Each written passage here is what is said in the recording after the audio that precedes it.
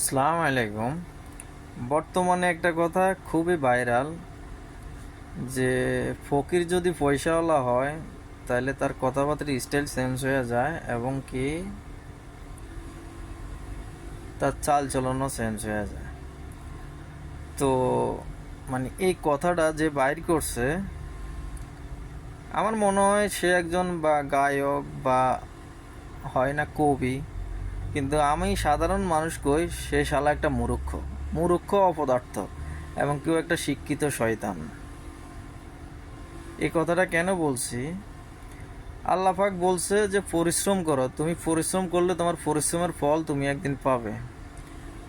এখন একটা মানুষ পয়সাওয়ালা হয়, সে কঠোর পরিশ্রম করতে করতে যখন তার পরিশ্রমের ফল সে যখন পাইতে শুরু করে তখন সে পয়সাওয়ালা হয়। আর যারা আগের পয়সাওয়ালা ছিল এরা মনে করেন শতকরা 99% হয়তো সুদের ব্যবসা করতো, ন ঘুষ খাইতো, ন দুর্নীতি করে পয়সাওয়ালা হয়েছে। এখন কোনটার মূল্য বেশি?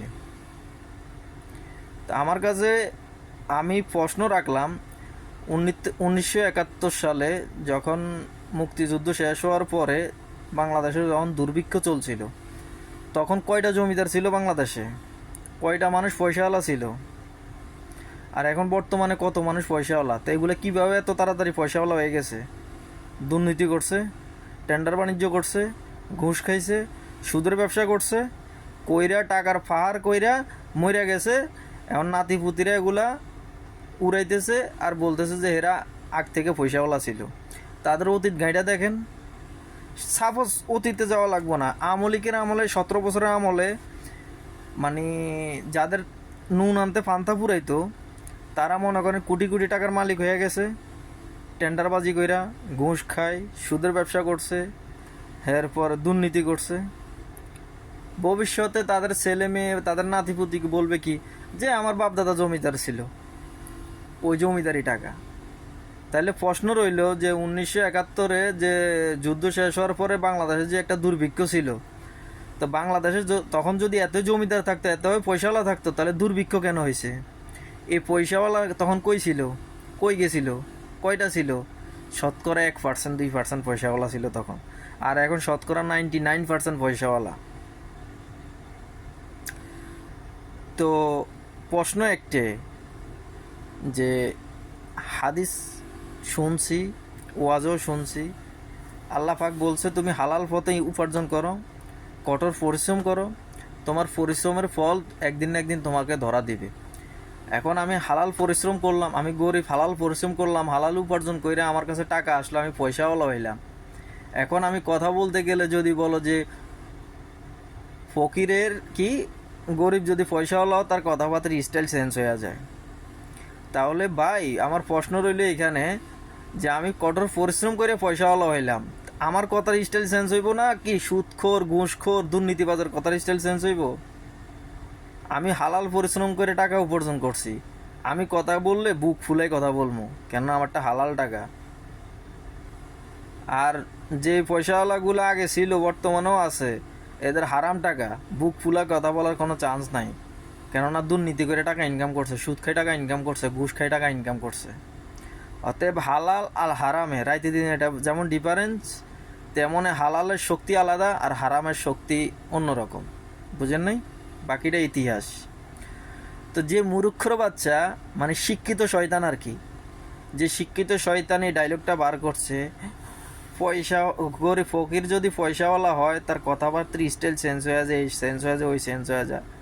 তো ইডিয়েট বাস্টার্ডের বাচ্চা, মূর্খর বাচ্চা, আমি তোকে প্রশ্ন করলাম, তোর অতীত গাঁইটা দেখ কিভাবে পয়সাওয়ালা হয়েছে।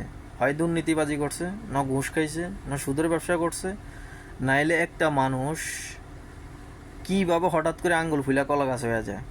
আপনি হালাল পন্থায় পরিশ্রম করেন, আপনি সফলতা পাই তো অনেক লম্বা প্রসেসিং, অনেক সময় লাগবে।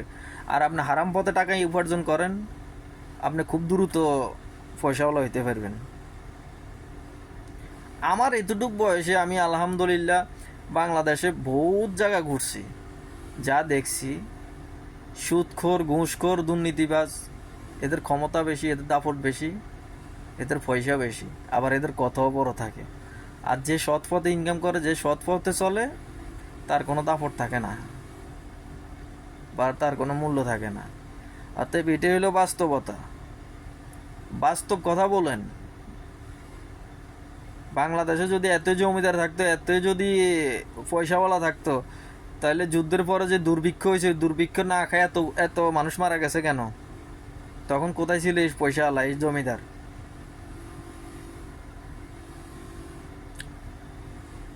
আর আরেকটা প্রশ্ন রইল, আপনি দেখবেন বাংলাদেশে একটা রিক্সাওয়ালা দুর্নীতি করে না, একটা দিনমজুর দুর্নীতি করে না।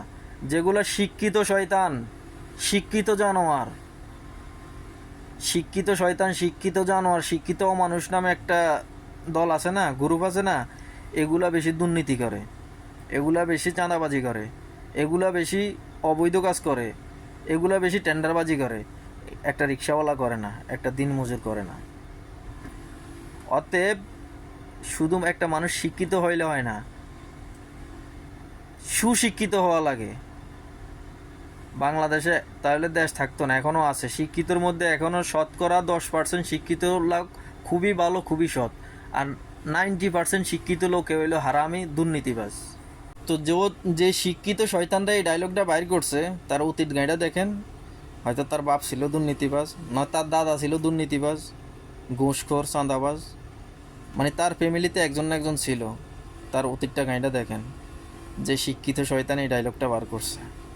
আপনি কঠোর পরিশ্রম করেন, হালাল পথে থাকেন, ইনশাল্লাহ আপনার পরিশ্রমের ফল একদিন না একদিন পাবেন।